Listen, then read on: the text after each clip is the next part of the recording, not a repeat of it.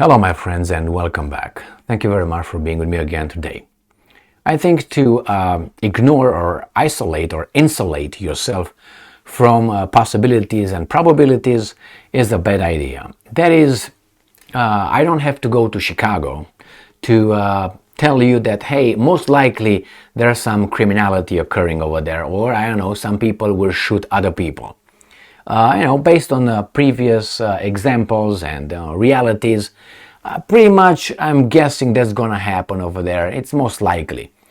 Now, obviously, you can say, well, you don't have any evidence. That's true, I don't have any evidence. But I'm pretty sure that if I tell you this today, and tomorrow I come and tell you, hey, see, I told you that yesterday. Well, it's not factual yesterday, but it's factual today.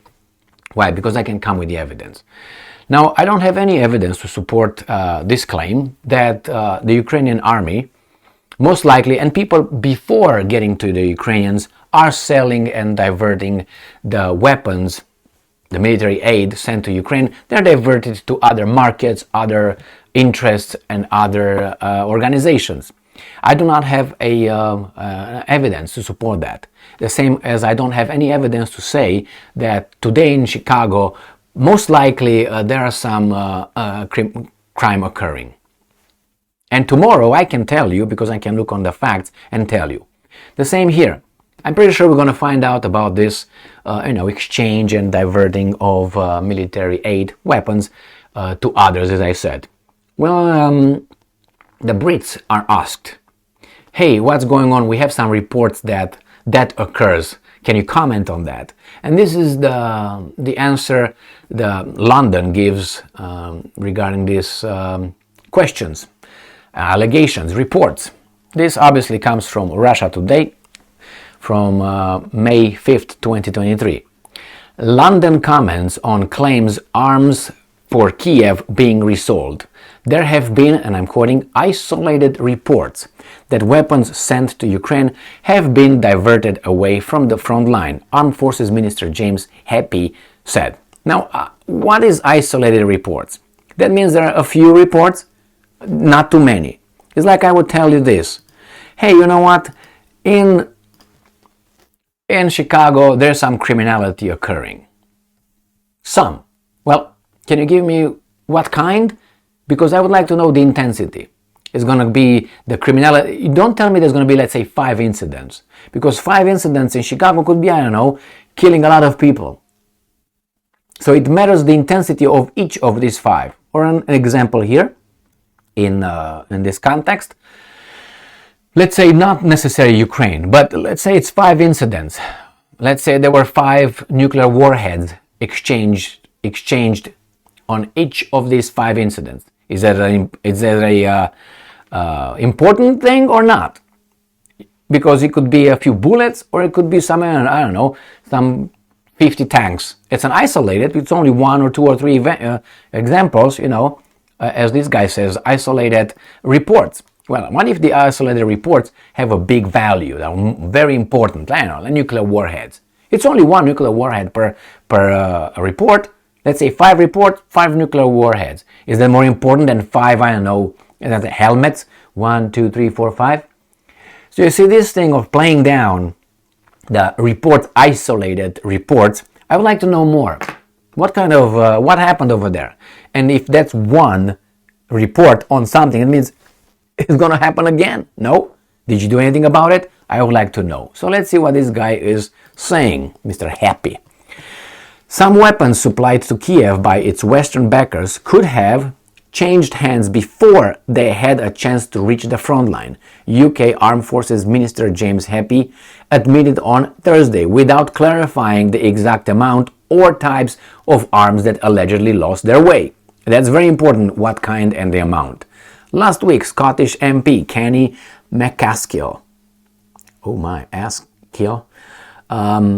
asked the minister to estimate the proportion of British military aid sent to Ukraine that had been resold before reaching the nation's troops. On Thursday, Happy replied that the UK has, and I'm quoting, robust procedures in place to ensure that all assistance going through the International Donor Coordination Center is handed over to the Ukrainian army. However, I mean, like I say, well, I will not commit a crime, but, or however, well, why don't you stop right there? I will not commit a crime. That's all I need to know. If you bring but or however, that's kind of gonna change, weasel the whole thing. However, he conceded that there have been, I'm quoting, isolated reports, although extremely rare. As I said, doesn't matter. Give me the how many and what.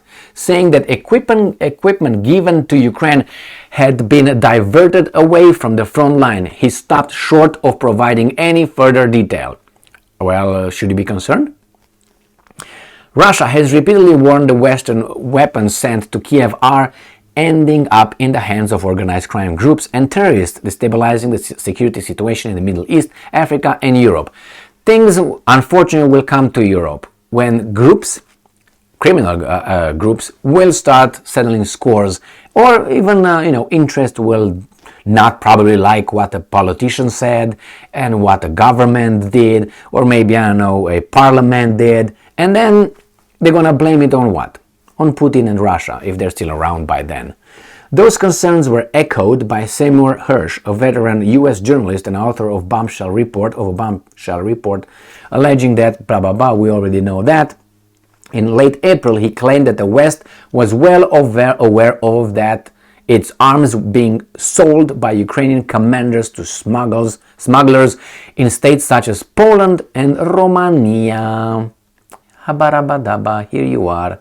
According to official figures, as of late March, the UK has committed £2.3 billion, which is $2.9 billion, in military assistance weapons to Ukraine since the start of the conflict in February 2022. Hey, unprovoked attack of the Russian Federation. Hey, Russia Today, what are you doing?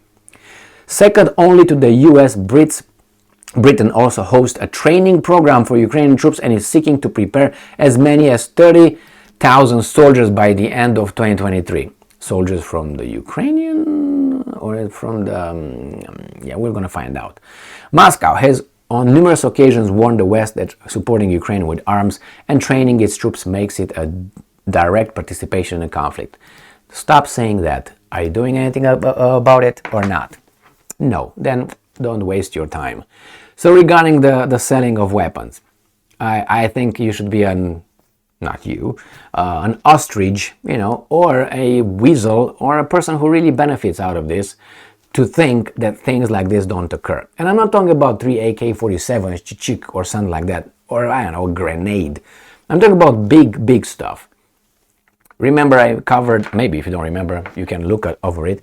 I covered a guy in Odessa, a military commissar, who bought for his family, a house in a town of in Spain, like $4 million or something like this. All this happened in about, a few months and so on. Coincides with how did he get so wealthy overnight, kind of.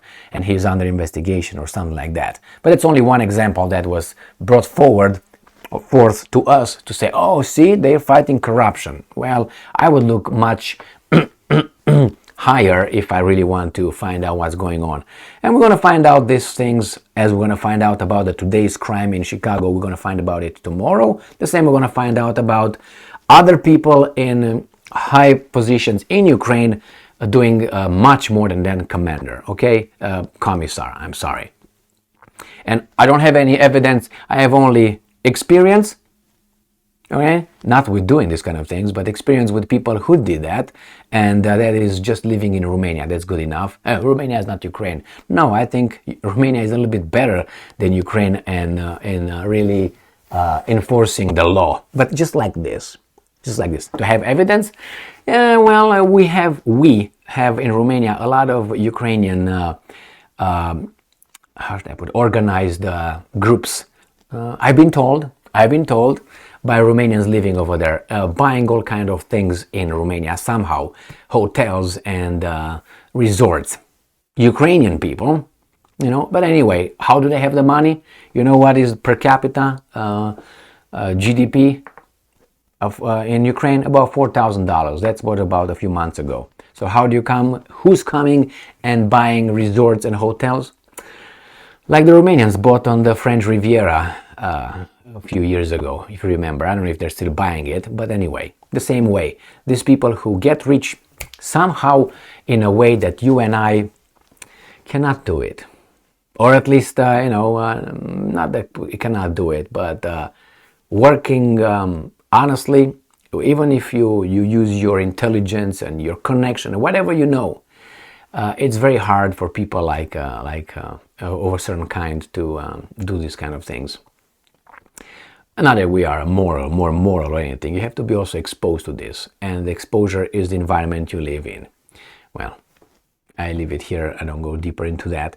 Just I would like to point out that even the Brits and the Americans will do this later, concede that, yeah, there's some over there, but unimportant. Well, the fact that you did not provide more information, that is concerning. Because if those reports, isolated reports, would have been of no value, like small things, there was 50 AK-47s and ammunition, this many rounds. If there would be only that, he would have said it. He would have said like, well, you know what, it's only this, it's not a big deal, but I think it's much more than he doesn't want to tell us. That means it's going to be like a big hole. It's not like, it's your shirt has a little hole here. Well, look, it's just a little one. If it's a little one, I'm going to show it to you. But if it's a big one, I'm not going to show it to you because it's going to be too embarrassing, you know what I mean?